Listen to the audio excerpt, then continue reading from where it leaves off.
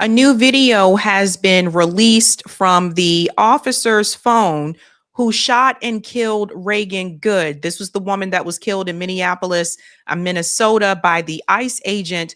There's a lot that has come out since then, ladies and gentlemen. It's getting crazy out here in these streets. I got to tell you that one.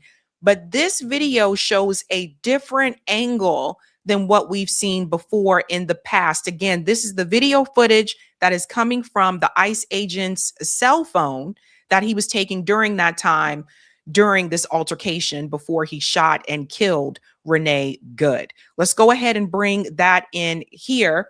Brian Allen shared it. Breaking: Allen Analysis Newsroom has obtained cell phone footage showing in federal agents' perspective in the ICE-involved shooting in Minneapolis. Let's go ahead and bring it up here, folks.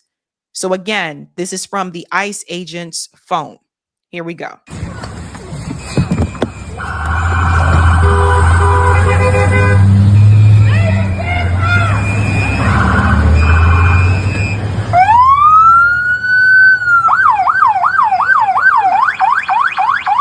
fine, dude.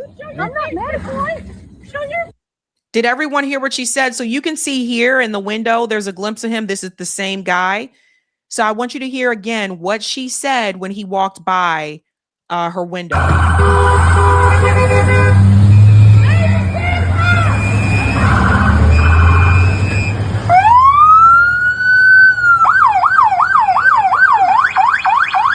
That's fine, dude. I'm not mad at you.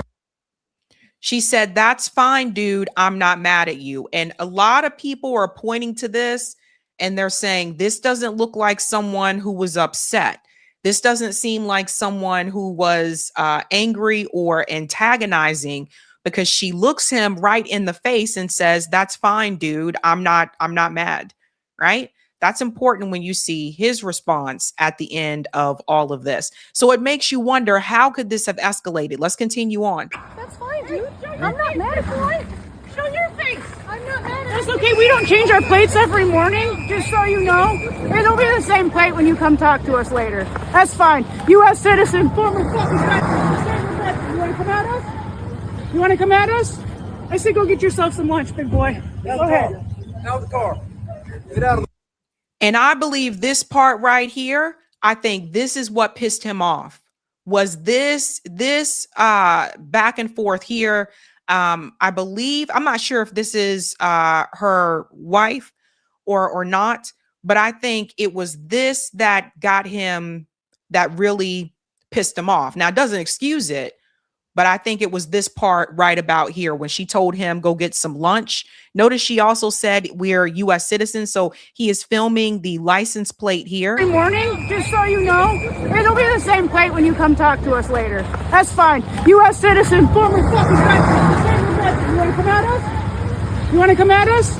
I say go get yourself some lunch, big boy. Go ahead. Out of the car. Get out of the fucking car. Get out of the car. So he's telling her to get out of the car, or one of them is telling her to get out of the car. I don't know if it's him or if it's the other agent. So we'll go back again here. Out of the car. Get out of the fucking car. Get out of the car. Now we have to pause it here because you know that we can't show the shooting on here. So we're going to go back and we're going to zone in on her wheel, because this is the part that I keep telling people about. We'll get a close up as well. Get out of the car. All right. And then we'll bring it back in at the end.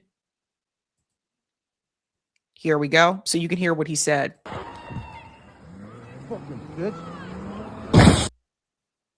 That was right before her car, hit the other car.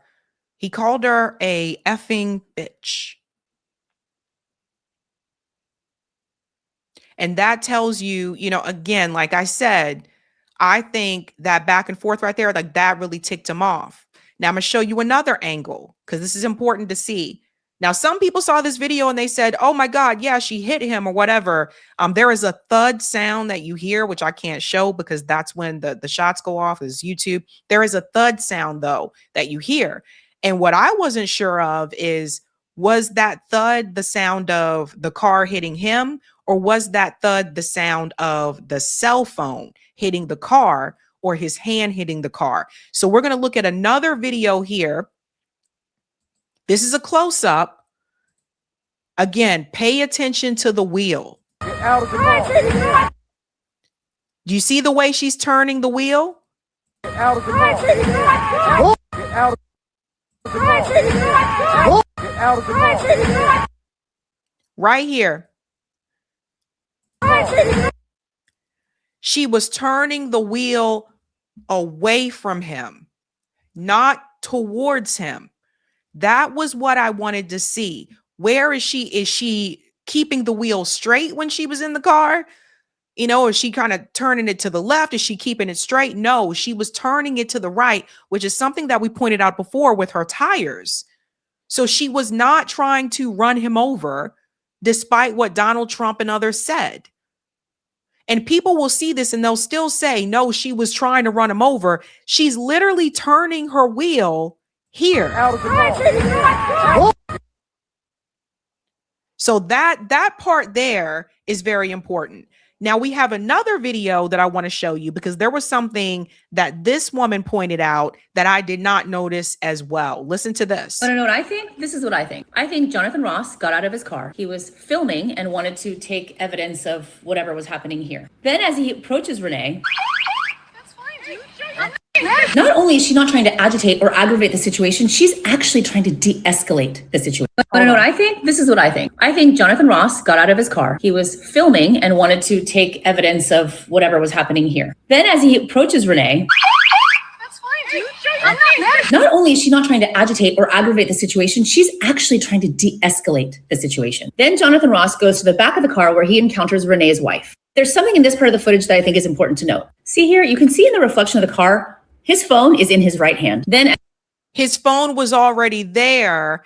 And to tell you this as well, there has been information reported now that says that ICE agents were encouraged to film everything as much as possible. So keep that in mind. He had a phone in one hand and then reaching for the gun with the other hand. So keep that in mind. He's the one that had the phone. When we go back to the original video, the other agents are not filming. He's the one that's filming. Let's continue on. his phone is in his right hand. Then as he's filling the license plate, he encounters Renee's wife. And big, strong Jonathan does not like what she has to say. It'll be the same plate when you come talk to us later. That's fine. U.S. citizen. You want to come at us? You want to come at us? I say go get yourself some lunch, big boy. Go ahead. Out the car. Did you catch that? While they're having their exchange, he walks further around the car, and then he does this. He switches the phone from his right hand to his left hand, because what That part's important.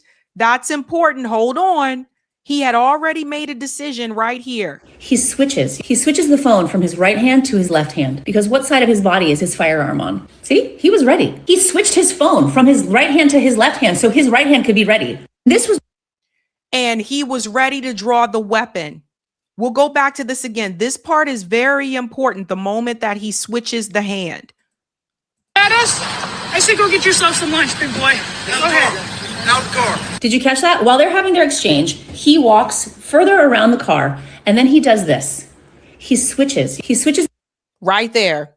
the phone from his right hand to his left hand, because what side of his body is his firearm on? See, he was ready. He switched his phone from his right hand to his left hand so his right hand could be ready. This was before the car was moving. Exactly. And this part here is very important. By the way, we'll get into a little bit about his background too in just a second. The point is, whether he decided he was going to shoot or not, we don't know. But what he did decide when he switched that phone, he made a decision that he was going to pull his gun out. Whether he was going to use it, whether he decided to use it at that point, we don't know. But he was ready to pull the gun out. That's why he switched the hand. That is before the car was moving. He was already ready. Let's continue. Because Renee only started driving forward once this guy started pulling on her door trying to open it. But Jonathan Ross already had his gun unholstered. I mean, what does that tell you? Here's what I think. I don't think Jonathan liked that these two women were getting in his way. I don't think that he liked that these two women were emasculating him and making him feel small. Go get a sandwich, big boy. He doesn't like that feeling. He's the big, strong man. And how dare these bitches make him feel like that? And is anyone shocked that these ICE agents are not only racist, but they're also fucking misogynists? He didn't like that these women were standing up to him. He didn't like that they were in his way. You can even hear it after he puts 3 bullets in Renee's fucking face. He says this. Yep. And that's why there was no hurry for him to try to get any aid or let the ambulance. There was no rush to say, get the ambulance here as quick as possible. No, he was pissed. They pissed him off.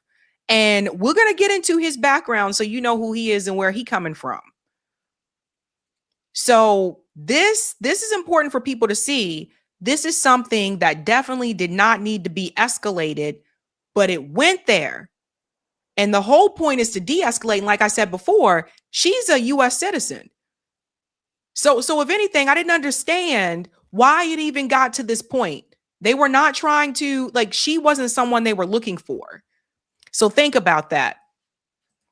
He doesn't care that the woman that he just shot 3 times was dead or alive, but he made sure that he called her a fucking bitch. And again, her tires were to the right. His body was to the left. If she wanted to run him over, she would have gone straight. I'm no forensics expert. I'm no crime scene investigator, but I'm seeing what I saw. This is the most damning part. And like I said, I didn't notice that when I first saw this video that he did switch the phone. So when he switched the phone to the other hand, he was getting ready. He was getting prepared. You can see it again here. Again, this is the guy with the cell phone in his hand. So he had already, he already had a crutch here. Now the real Thelma Johnson said, this is him with the phone. The video shows him dropping this phone, not getting hit by the car. And that's what I thought. Like when I heard that thud, that sounded like a cell phone dropping. I know because I drop my phone a lot, but that's what it sounded like to me. And so there's no video or camera that all these other videos that people are putting out there saying, see, he got hit by the car. And I'm like, those videos are grainy and blurry. What it showed was that he was reaching over the car, but she was turning her wheel to the right. She was not trying to run him over, and she did not run him over. Donald Trump had put out a statement that said he was in the hospital and he was, fighting and all this stuff. That guy walked right away, walked right down the street away from this. Did he look injured to you? No, he didn't. He wasn't in the hospital either. Donald Trump put out that statement. This guy was in the hospital and he was not in the hospital. So these things are important for people to understand. It's not good. And I don't know if he thought that by, if he was forced to release that footage or he released it on his own to, show his perspective because he thought it would help him out, but it actually is not. And now people have gone further because people started digging into his background as well. I want to show you this here. Hold on one second. Because it's gotten to the point where they didn't found his family. They didn't went after everything. Which is, it's crazy. But let me see. Here we go. Let me pull this up here. I thought I had it ready. Sorry, guys. But you'll see. Yeah. So look at this. Everything's coming up. Jonathan Ross, that's his name, the ICE agent and shooter who fatally killed Renee Nicole Good in Minneapolis, Minnesota, is married to a wife of Filipino heritage, has children, and comes from parents including supportive father Ed and sister. Some people, because see now some of the MAGA people that were cheering for him got pissed when they saw that he had a Filipino wife. And then they started calling him a race traitor. So he started getting hit on both sides after these pictures started to come out. Another thing that was revealed was that he was an Iraq war veteran. So he was military, someone who fought in the Iraq war. So just keep that in mind. Now, many people saw this and they said, well, if he has a Filipino wife, and some people were calling her a mail order bride, but some people saw this and said, if he has a Filipino wife, why would he even, want to be a part of ICE? Like, why, is he doing this job of all things or whatever? And I'm here to tell you Just because someone is married to someone that is that immigrated to the country doesn't mean they still don't have this disdain for immigrant people. It really doesn't, regardless if you're legal immigrant or illegal immigrant. I mean, it's just it's very. Some people's like, this is strange. This is very weird. I'm like, no, it's it's like I said before. It's the guys who peaked in high school. That's what it reminds me of. It's like they peaked in high school, and so they went and got a job where they can get a badge and a gun, and then just go do whatever they want to do. Now, people have really been coming after him. Here's another thing too. This also came out. Let me pull this up here. From Resist News, Ross's family and friends describe him as a hardcore conservative Christian and MAGA supporter whose sports don't tread on me flags and Trump van stickers. Social media posts reveal him arguing with his family over the white supremacist group, the Proud Boys. So they're going on to say that John Ross is a vocal supporter of white supremacists, as archived Facebook comments show the dispute between Ross and his sister. So hear it again. And people say, but how could he support the Proud Boys if his wife is Filipino? That don't mean anything. And I've said this over and over to people. Just because he is married to someone who is not white doesn't mean he doesn't support white supremacist groups.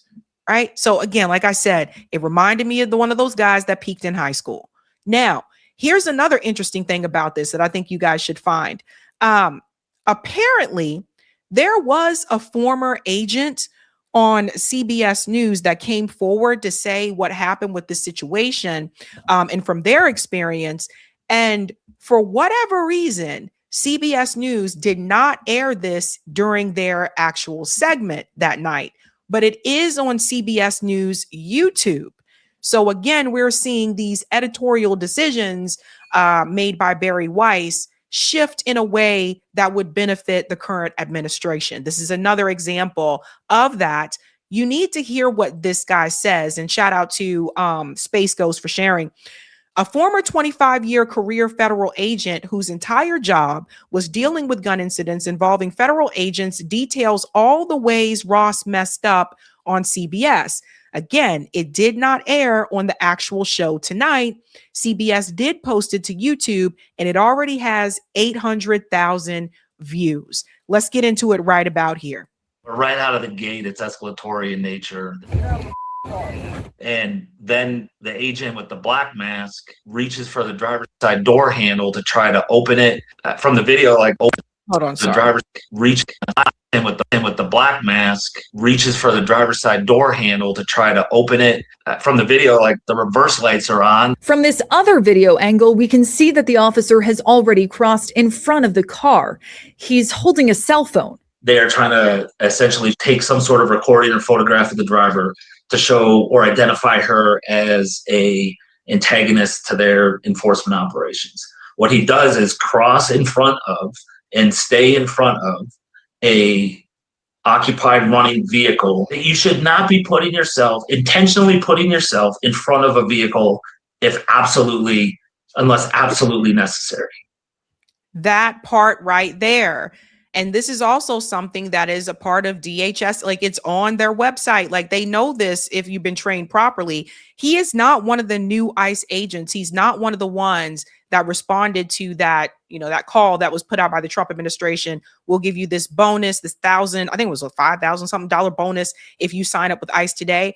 No, from what I read, he was already a part of ICE under the Biden administration. So he wasn't new. So this is someone who knew the rules and decided not to listen to the rules anyway. But yeah, you never put yourself in front of an occupied moving vehicle. You never do that. But he did it anyway. Let's continue. And with a cell phone in his left hand, he draws his pistol with his right hand, and in very quick succession, rattles off 3 rounds.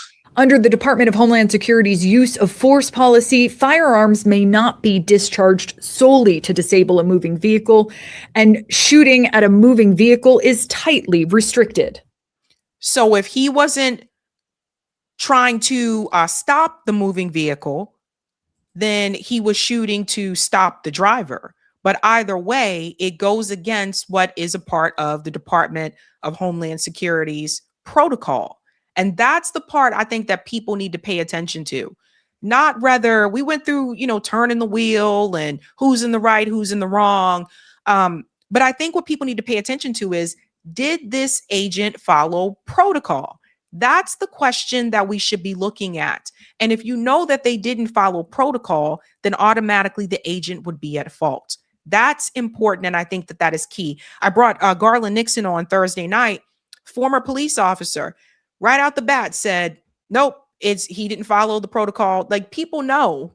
And unfortunately, this has become so partisan in nature that even people who they can look at this and say, okay, but they're so bent on defending the current administration. Or some of them, I will say this, some of the conservatives that did support Donald Trump, some of them have said, okay, this guy was clearly in the wrong. But then there's the usual suspects that are not going to say Trump's wrong on anything at all. And they're defending things that, they ain't even sure about. There were people posting AI videos, fake videos. It's crazy. So my training was that you cannot use deadly or lethal force solely to stop a fleeing vehicle. Do you have another option other than pulling the trigger? The Trump administration maintains the agent opened fire to avoid being run over, but the direction of the tires appears to be facing away from the officer to the right. I'm telling you, that's the part. That's the part. Still a dispute as to whether the officer was grazed or struck by the Honda. If she is intentionally trying to hit that agent or officer, those tires are pointed in the opposite direction. That's right. And that's the key. That's the tell. So the sad part about all of this is that, again, someone lost their life over this. From what I understand, Renee Good's husband also passed away not too long ago. And so now there's a daughter without a mother and without a father. And it's all sad. It's all sad. And I really do feel like this is something that could have been prevented.